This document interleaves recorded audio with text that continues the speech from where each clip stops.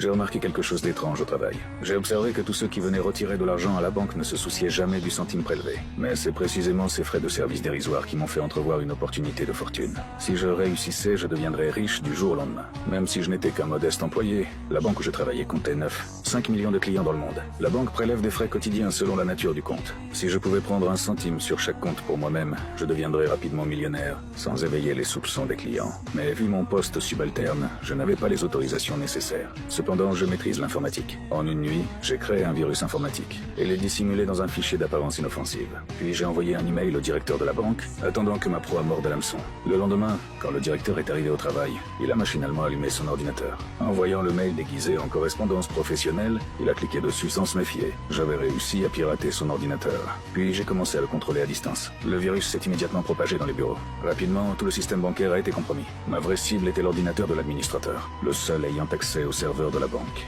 Bientôt, les employés ont réalisé que les ordinateurs avaient été piratés. Cela faisait partie de mon plan. Quand l'équipe de cybersécurité est arrivée, la première étape était de redémarrer tout le système. Mais pour cela, il fallait entrer le mot de passe. J'ai pu facilement obtenir les identifiants de connexion pour accéder au serveur de la banque.